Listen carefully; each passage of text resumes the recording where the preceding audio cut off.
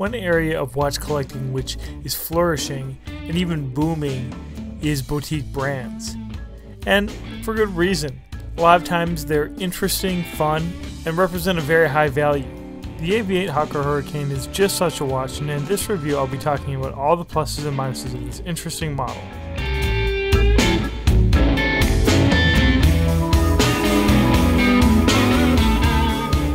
Followers of this channel know that I have an ongoing interest, especially in military and field watches. That's been an area of my collecting. Now, eventually, if you're collecting field watches, you're going to branch into another area, aviation or pilot's watches. Of course, aviation watches is a very broad category, and at this point we're seeing a renaissance, almost an embarrassment of riches, in a variety of very precise homages and reproductions from perhaps Stowa or Leico, and then also fresh takes on the pilot watch from every level of watchmaking. On the high end we've got Bremont, we've got IWC, and on the low end we've got brands like Avi-8 and Techne doing interesting work with this style of watch. When Avi-8 got in touch with me about doing a review of some of their watches, I told them straight away that first of all, I was going to be completely unbiased if they sent me anything, and second of all, I was going to need to know about their company's background beforehand, and honestly, they were very good about it. Basically, Avi-8 is owned by a Hong Kong company called Solar Time Limited. It's a watch design and manufacturing company that is primarily based out of Hong Kong. In an email exchange that I had with one of the directors of the company, he basically explained that they're in a unique position to cut out a lot of the middlemen as far as the production goes. So they have in-house designers, and in the case of Avi-8, designers really dedicated to focusing on military-style watches. As you can see, the Hawker Hurricane is part of a huge line of other Hawker Hurricane watches.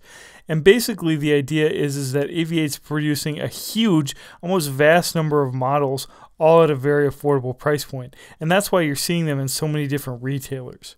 Out of all the Hawker Hurricane models, I went with this particular version, the 4016-04 version, because if you take a look at it, it actually resembles the Hawker Hurricane's airplane probably the most closely. Of course, the Hawker Hurricane is a single-seat fighter aircraft that served in all the major theaters in the Second World War for the British.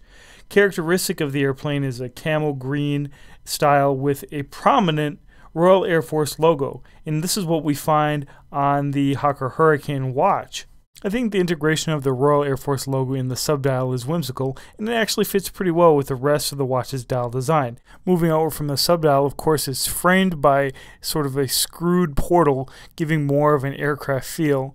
The rest of the inner dial is highly textured, with just the essential text on it, the brand, the model, and then the fact that it's an automatic watch. You do have a second portal for the date, which I'll be discussing at length, and then you've got an overlay chapter ring that has all of the hour and minute indices, and those indices are the ones that have loom applied to them.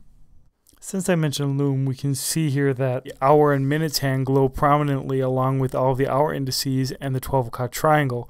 However, the subsidiary seconds hand does not have nearly enough loom applied to it, and actually the shape of the hand doesn't match the larger hands, which I think is also noteworthy. Compared to the Seiko 5's loom, it isn't quite at the same level, although it is more than sufficient. And I will be briefly comparing the Avi-8 to other interesting alternatives at the end of the video.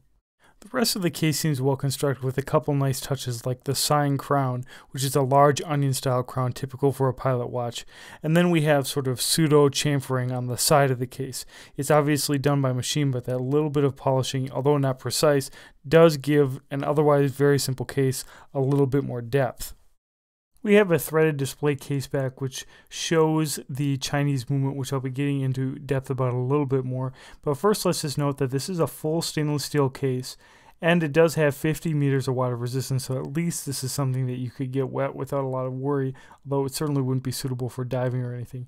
You can see that the movement's completely unsigned and that there's basically a printed logo on the actual display glass, which to me obscures the movement and maybe is an attempt to compensate for the fact that the movement is completely undecorated. The Chinese automatic movement, model number DG-3809-3D, is a basic but interesting movement.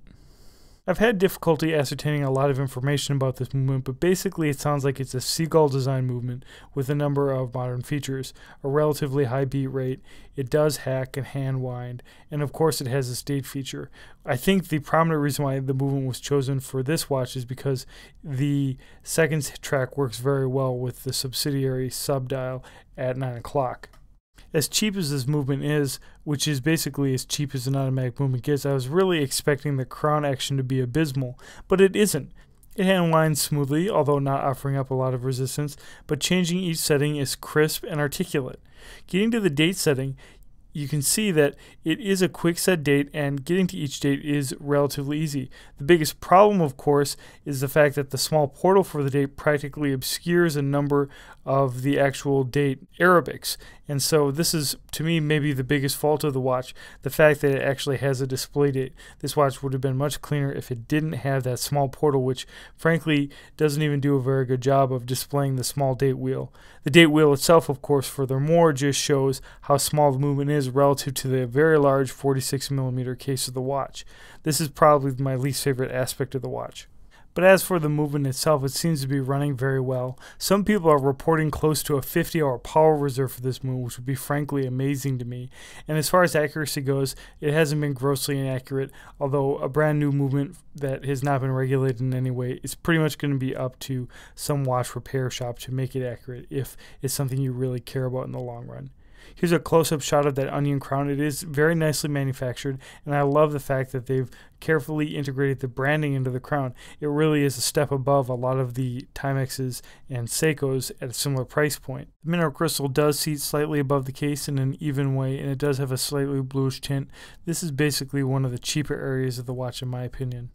Also in the style of a pilot's watch, this comes with a thick, genuine leather strap, and it is very nicely made, and it is breaking in nicely. It's definitely not a top-grain strap, and it is mass-produced, but for the price, it really is a very good strap. It's definitely better than a Seiko or Orient strap at this relative price range. You'll notice that you also have a signed buckle. The buckle isn't amazing, it isn't particularly thick, but it isn't bad, and it just is another detail that was attended to that in a lot of other Asian watches that detail just isn't paid attention to.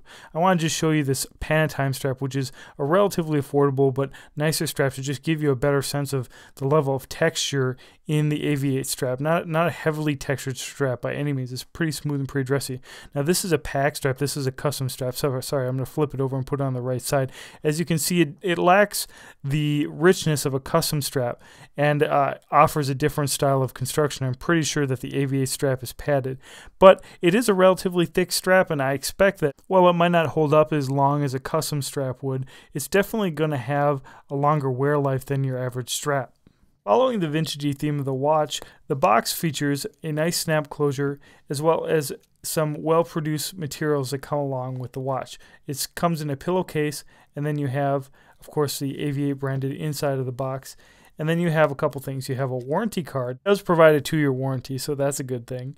And then additionally, beyond the warranty card, you can see here, the other thing that we have is a detail on the Hawker Hurricane. It's nice. It's just basically a synopsis of what the Hawker Hurricane is, some of the details of its production. Just kind of a cool memorabilia thing, and I'm going to be talking about the value of the memorabilia aspect of this watch later on. And then you've got a little booklet which highlights Avi-8's design philosophy and perspective as a brand, and then also gives all the detailed instructions you need to operate any of the number of movements that come with the watch, and there really are quite a number of movements, so that's very interesting. And they have detailed instructions for each movement, including the specific Chinese automatic movement that's in this watch, so DG-3809-3G. It's thorough and definitely is all the instructions that you would need, even if you were going to give this to a non-watch person, which is, again, something that I think I'm going to tie together when I'm talking about who this watch really is a good choice for. I've been holding off to talk about the 46mm size because the size thing is very subjective and everyone has different opinions about it. But for me, 46mm is really maxing out the most watch that I would ever wear on my wrist. Here compared to a couple 42mm watches, the Orient Flight, and then the Seiko 5 field watch. Basically what we've got here is showing you how much of a difference the differences in dial are. The Orient Flight does not have any kind of chapter ring, and so in size it actually compares relatively closely to the Avi-8, but the Seiko, which is actually equal in case size to the Orient with a chapter ring, definitely looks smaller, and then compared to all of this, the 40mm Hamilton Khaki is just diminutive to these other watches, and in my opinion the Hamilton is the most comfortable. Now thickness is another factor that people would probably be concerned about, and at 13mm this is a relatively thick watch, but the thing is on the wrist it wears very flat and very comfortably. The large onion crown was going to be a concern for me as far as digging into the wrist goes, but it just hasn't been a problem. This is a large substantial strap with a large tail. I've got 7¼ inch wrists roughly, and honestly this watch wears very, very well for its size. As far as 46mm watch goes, it's extremely comfortable. You can see the lugs overextending the top of my wrist a little bit, but honestly in this style of pilot watch, that's par for the course. So the question is really, is this watch your taste or not? If you're a smart shopper, you should be able to find this watch in the $100 to $150 price range depending on how long you're willing to wait. And for that you get a lot of good things. It's really a fun design. I'm impressed with the build quality. It's definitely on par with some of the Japanese watches that I showed here. You get a decent kit for the price. And the movement for someone who maybe isn't a watch person is very interesting.